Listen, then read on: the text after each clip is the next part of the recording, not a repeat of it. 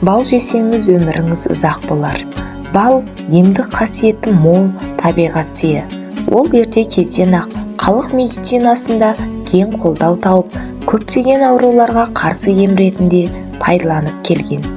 Белгілі философ, ғұлама дәрігер Ибн Сина жастығыңды сақтағың келсе, онда міндетті түрде бал же деген екен.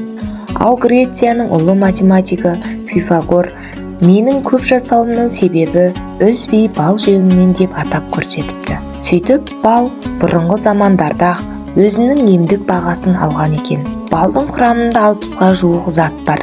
Олар балдың қай мезгілде, қандай өсімдік гүлдерінен жиналғанына, ауа райы мен жер жағдайына байланысты өзгеріп отырады. Балдың құрамында ең көп кездесетін углевод, глюкоза мен фруктоза бар. Олар балдың 70-75%-ын құрайды. Балдың құрамындағы углевод адам денесіне жақсы сіңеді. Углевод әсіресе нерв клеткалары мен бұлшық еттері үшін ерекше қажет. Егер қан құрамында углевод азайса, адамның ойлау қабілеті мен дене еңбегіне деген қабілеті күрт төмендейді. Балдың құрамында минералды заттар, микроэлементтер де, ферменттер де, витаминдер де аз емес. Сондықтан бал ас қорытуды, ішек-қарынның қызметін жақсартады. Бал организмнің жалпы жағдайын нығайтып, асқазан қышқылының бір қалыпты болуына жағдай жасайды. Халық арасында суық тигенде, тұмауратқанда балды ыстық шай мен сүтке езіп ішу әдеті бар. Бұл өте құптарлық жайт. Өйткені бал әртүрлі ауруларға қарсы ағзаның қарсылық күшін арттырады. Көп жылғы ғылыми зерттеулер балдың асқазан аурулары мен жүйке сырқаттарын емдеуге де пайдалы екенін көрсетті.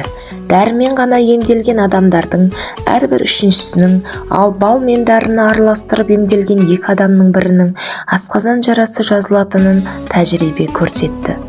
Асқазанда жарасы барлар мен асқазан қышқылы шамадан тыс адамдар балды таңертең және түскі тамақтан 1,5-2 сағаттай бұрын, ал кешкі тамақтан 3 сағаттан кейін пайдаланғаны жөн. Сонда бал асқазан сөлінің бөліну процесін тежеп, қышқылын төмендетеді, жүректің қыжылын басады. Сөйтіп, ол ойық жараның жазылуына жақсы жағдай туғызады. Балды 1 стакан қайнаған жылы суға ерітіп ішу керек. Балды тамақ алдында пайдаланса, кірісінде асқазан сөлін едәуір көбейтеді. Сондықтан асқазан қышқылы төмендеген адам балды осылай пайдаланғаны дұрыс. Тек балды қайнаған салқын суға ерітіп ішу керек. Яғни 1 стакан суға 1 ас қасық бал саласыз. Есте ұстайтын нәрсе, балды дәрігер белгілеген дәрі-дәрмекпен ғана бірге пайдалану керек. Сонда ғана балдың емдік қасиеті молаяды. Асқазан ауруын емдегенде тәулігіне жейтін балдың мөлшері 70-80 граммнан аспағаны жөн. Бал жүрек қан тамырлары ауруларына қарсы қолданылады. Оның құрамындағы глюкоза жүректің қызметін күшейтіп, көңіл күйді жақсартады. Жүрек аурулары кезінде балды аз мөлшерде күніне 1 шай қасықтан 2-3 рет ғана пайдалану керек. Өйткені шамадан тыс жеген бал денеден терді көп бөліп жүрекке салмақ түсіреді. Өкпе туберкулезіне, анемия ауруларына шалдыққанда, шаршап қажығанда балды сүтпен араластырып ішкен пайдалы. Бал жас балалардың өсіп жетілуіне жақсы жағдай жасап, әртүрлі ауруларға ағзаның қарсылық күшін арттырады. Балалар күніне 1-2 шай қасық бал жесе жетіп жатыр. Ұйқысы қашқан нерв жүйке ауруларына шалдыққандарға да бал таптырмас дәрі. Мысалы, ұйқысы қашқан адам 1 ас қасық балды 1 стакан суға ерітіп, жатар алдында ішсе, ұйқысы тынышталып, жақсы тынығатын болады.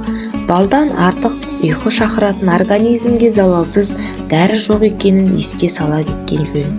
Бал пайдалы екен деп оны бей-берекет қолдана беруге болмайды. Оны пайдаланғанда ағзаның ерекшелігіне қарай белгілі бір тәртіппен жүйелі түрде пайдаланған дұрыс. Мысалы, кейбір адамдар балды аш қарынға жесе жүректері қыжылдауы мүмкін. Олай болса, ірімшікпен, сүтпен, өкпемен немесе басқа тағаммен араластырып жеу керек. Балды орынсыз көп жесе бала да аллергияға шалдығуы мүмкін. Мұны да ұмытпаған дұрыс. Қантты диабет ауруы бар адамдардың балды тек дәрігердің кеңесінен кейін өте сақтықпен пайдаланғандары жөн.